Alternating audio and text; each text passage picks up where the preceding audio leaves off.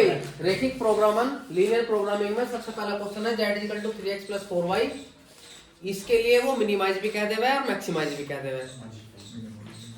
इसने कंडीशन दिया है x plus y is less than equal to 4 और x is greater than equal to 0, y is greater than equal to 0। आप इन पर तो ध्यान ही मत दो, ठीक है, आप सिर्फ इस पर ध्यान दो। तो तुम जो इसने लाइन दी है उसके लिए आप यहाँ टेबल बना लो। ये कह रहा है x plus y is equal to 4 के लिए, ठीक है। ये लिया हमने x और ये लिया y। आपका जो मन करे जो भी वो आप यहाँ वैल्यू रख दो, लेकिन हमें वैल्यू भी ऐसी रखनी है जो ग्राफ में आती हो। यूं ना कुछ भी उठा कर रख देंगे। तो मैंने x की वैल्यू मान लो 0 रख ली, तो 0 प्लस वाई y, तो कितना आ गया 4। मैंने अब की बार y को 0 रख लिया, तो x की वैल्यू कितनी आ गई 4। आगे बात समझ में। अब इसी के रेस्पेक्ट में हम ग्राफ बनाएंगे ऐसे। ये मान लो x, ये x डैश, ये y और ये y। मैंने देखा कि मेरी सारी वैल्यू पॉजिटिव में है, इसलिए मैंने ये पॉजिटिव वाले बड़े बनाए और इस पर रखा 1 2 3 4 1 2 3 4। x के लिए कितना चला 0, यही रहेगी। y के लिए कितना चले 4, यहाँ आगे, तो ये हो गया 0,4। फिर x के लिए कितना चले 4 और y के लिए 0, दोनों को जोड़ कर देंगे। दूसरी लाइन है नहीं, एक ही लाइन है। अब इसमें एक बात और देखते हैं कि आपको x प्लस वाई के रेस्पेक्ट में ये जो 4 है दोनों में x की और y की दोनों वैल्यू 0 रखनी है हर बार। 0 प्लस 0 0। अब 0 4 से बड़ा है छोटा है? बड़ा है। 0 4 से छोटा है और 4 बड़ा है, तो बात सही है ना। तो जो कि सत्य है, जो कि सत्य है, इट इज ट्रू। तो जब बात सत्य होगी तो इसमें सेटिंग नीचे की तरफ होगी, और अगर बात गलत होती सही ना बैठती तो सेटिंग होती फिर इस लाइन के ऊपर। तो आपको यहां सेटिंग करनी है ऐसे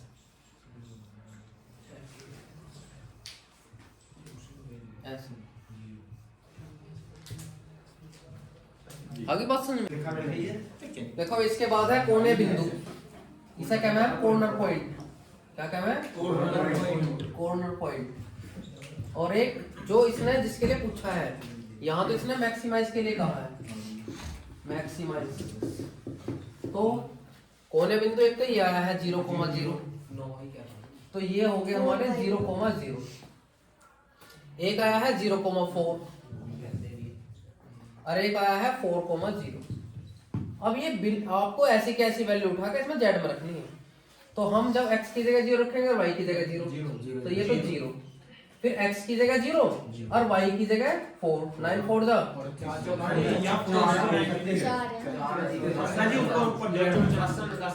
अच्छा ये 4 है, ये हो गया आपका 16। और फिर मैंने यहाँ रखा तो ये हो गया 12। तो सबसे ज्यादा वैल्यू किसके लिए आई? इसके लिए। तो ये आपके लिए अधिकतमीकरण हो जाएगी।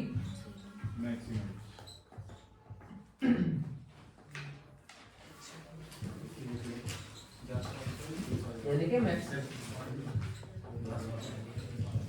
आगे बात समझ में, ठीक है। इसे कोने बिंदु कहना है। जो इसने z की वैल्यू दी उसे रख लिया हमने 3x प्लस 4y को कॉर्नर पॉइंट। इसमें 3 कॉर्नर पॉइंट है, 0 0 4,0 और 0,4। जो भी आए हैं ऊपर नीचे कहीं भी रख लो, कोई ऐसा ना कि पहले यू ही लेना। तो हमने 0 0 लिया, तो x की जगह 0 और y की जगह 0। फिर 0,4 रखा, तो x की जगह 0 y की जगह 4, 4 4 जा 16, तो 0 प्लस 16 16। फिर हमने 4,0 रखा, तो 4 3 जा 12 प्लस 0 यानी कि 12, तो 16 आया ना सबसे ज्यादा। तो यही आपका अधिकतमीकरण के मैक्सिमाइज है, ठीक है। देखो ये question number 2, z is equal to -3x plus 4y है। एक लाइन ये दे दी और एक लाइन ये दे दी, दो लाइन है हमारे पास। एक बार तो इसके लिए और एक बार इसके लिए हम इन्हें सोल्व करेंगे। तो मैंने लिया x plus 2y is equal to 8 के लिए। जब मैं इसके लिए सोल्व करूंगा तो एक तो लिया हमने x और एक लिया y।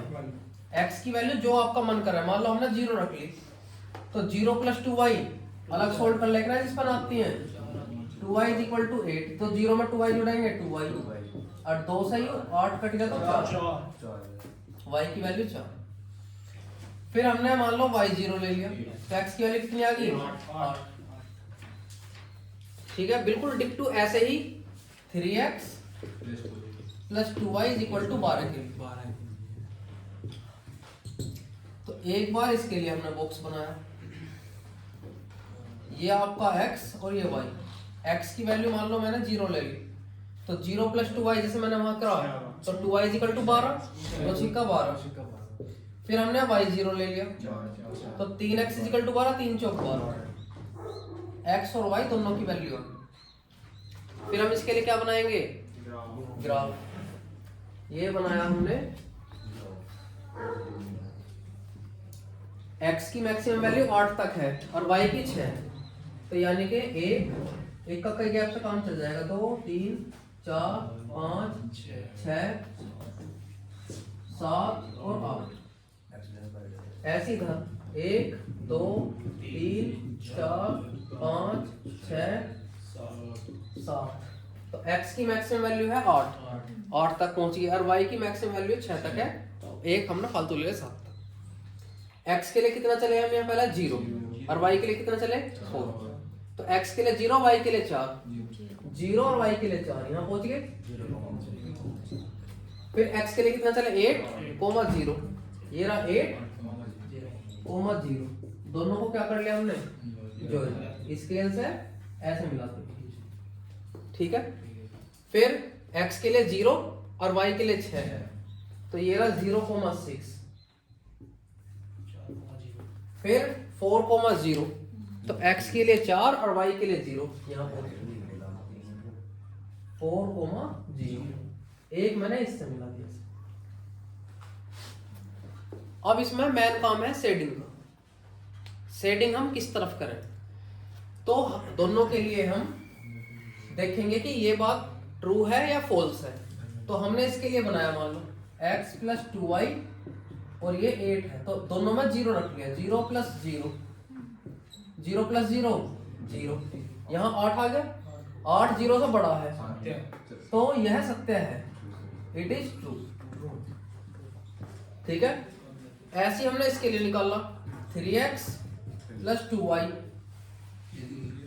≤ 12, यहाँ भी 0 + 0, ये भी सत्य है ना। अब जब इसके लिए भी ट्रू है, इसके लिए भी ट्रू है, तो दोनों की सेटिंग कैसे होगी, नीचे की तरफ। तो इस लाइन के लिए भी सेटिंग नीचे की तरफ, तो इस लाइन के बिल्कुल नीचे तक ऐसे मिला दें। आगे भी है बात समझ में, ऐसे, और ऐसे ही इस लाइन के नीचे ऐसे, इसे अलग तरीके से ऐसे मिला देना।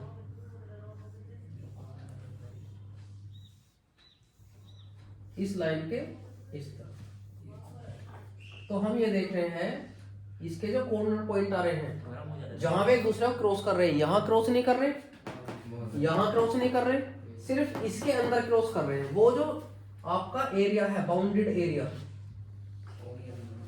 वो आपका ये है। आगे बात समझ में। अब इसी के लिए हम क्या बनावेंगे, यहां इसने मिनिमाइज के लिए पूछा है,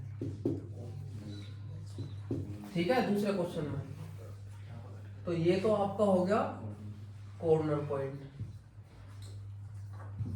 जिसे हम बोलते हैं कोणीय बिंदु, और ये हो गया आपका z = कितना, -3x + 4। पहला पॉइंट कौन है, 0 0, ये वाला, तो इसके लिए तो 0। ये वाला पॉइंट कितना है, 4,0, तो ये हो गया माइनस के तो 12 और ये 0 और प्लस के 0, यानी कि -12।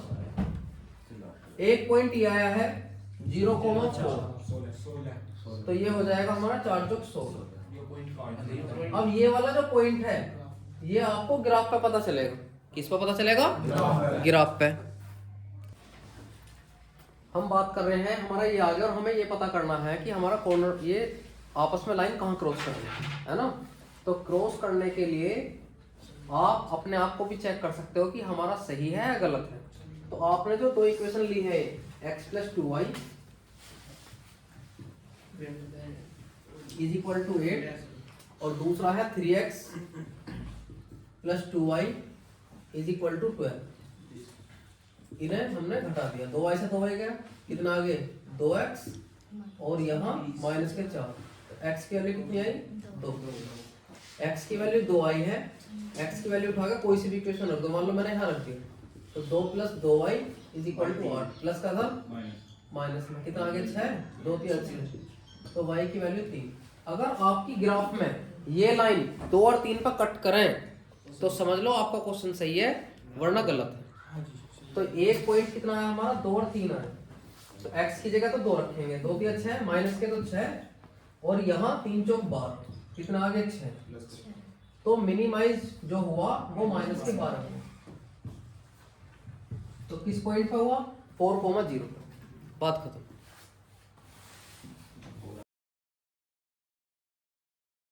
क्वेश्चन नंबर 7, ये 6 तक तो सारे ऐसे ही हैं, किसी में कम है किसी में ज्यादा है। ये सबसे अलग क्वेश्चन है इसलिए मैंने ये उतारा है। तो z = 5x + 10y, एक लाइन ये दे दी, एक ये दे दी और एक ये दे दी, इसमें 3 लाइन आ गई। तो एक बार तो हम इसके लिए लेंगे x + 2y is equal to 120 के लिए। तो जब मैं इसके लिए बॉक्स बनाऊंगा तो एक तरफ ले लिया मैंने x और एक तरफ y की वैल्यू मैंने 0 ले ली, तो x की वैल्यू 120, मैंने x की वैल्यू 0 ले ली, तो y की वैल्यू 60। आगे बात समझ में?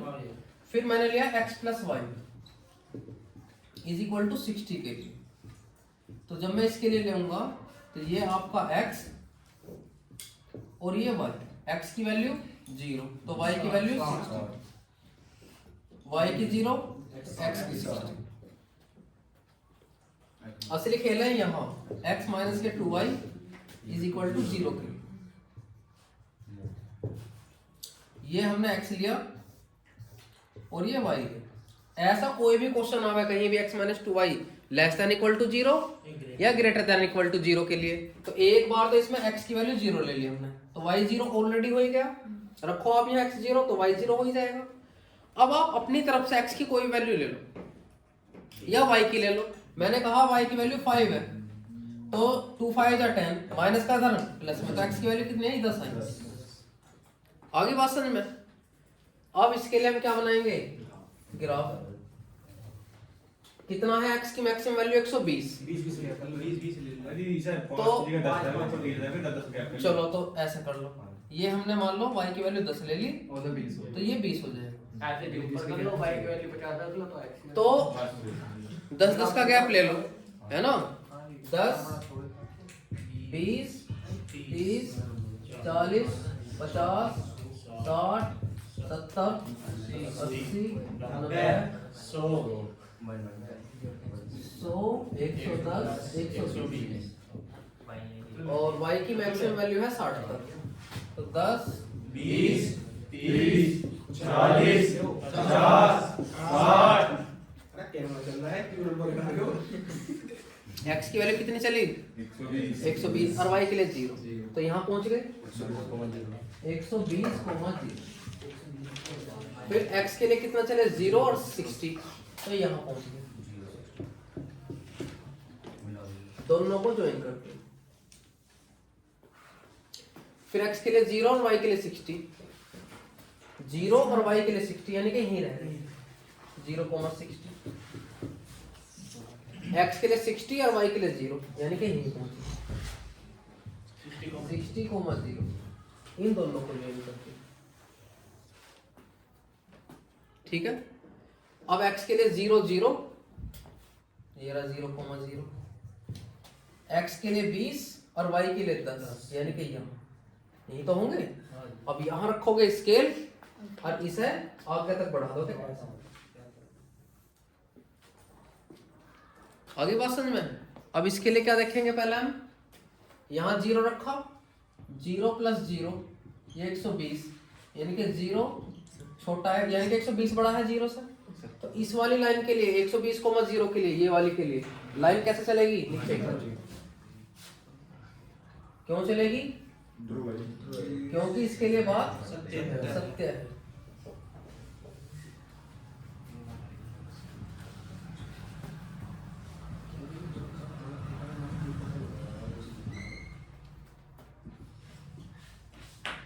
अब इसके लिए देखेंगे 0 प्लस 0, यहाँ कितना है? लेस देन और इक्वल टू 60, तो यू है असत्य। अब इसके लिए कौन सी लाइन है? ये वाली। तो इसके लिए लाइन कैसे चलेंगे? ऊपर की तरफ से। तो इसमें चले हम ऊपर की तरफ।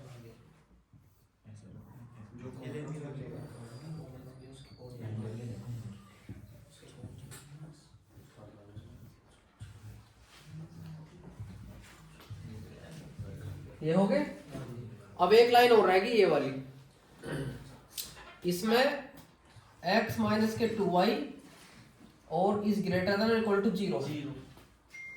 तो इसमें आप 0 नहीं लोगे, इसमें आपको x की कुछ वैल्यू रखनी पड़ेगी। x की वैल्यू मान लो आपने 20 रख ली, तो 20 0 से बड़ा है ना।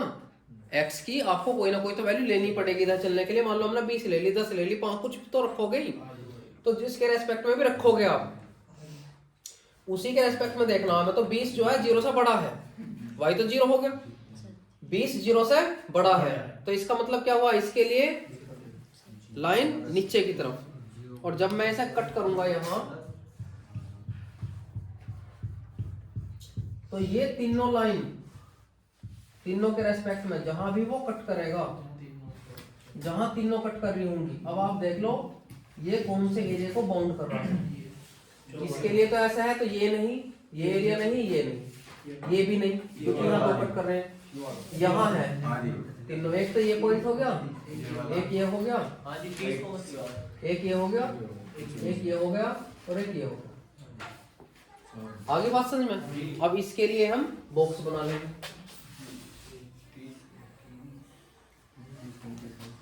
एक में तो आपके कॉर्नर पॉइंट आ गए,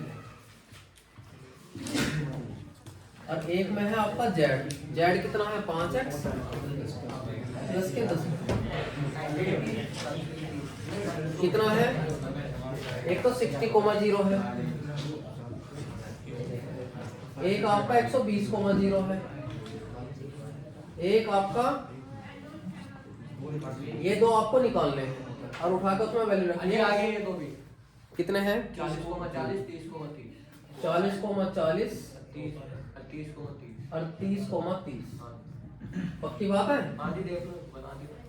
तो 6 पंजे 30 यानी कि 300, 12 पंजे 60 यानी कि 600, 4 पंजे 20 200 और 40 दाम 400 यानी कि ये हो गए 600, 3 पंजे 15 यानी कि 150 और 30 दाम 300 यानी कि 450। किसके लिए बात कर रहा है? मैक्सिमाइज के लिए, मिनिमाइज के लिए? अच्छा, दोनों के लिए पूछ रहा हूं। तो ये तो आपका हुआ मिनिमाइज, और ये हुआ आपका मैक्सिमम, और ये भी आपका मैक्सिमम। दोनों 600 है ना। आगे बात समझ में? ये ऑप्शन लगा दो, कौन लगाएंगे?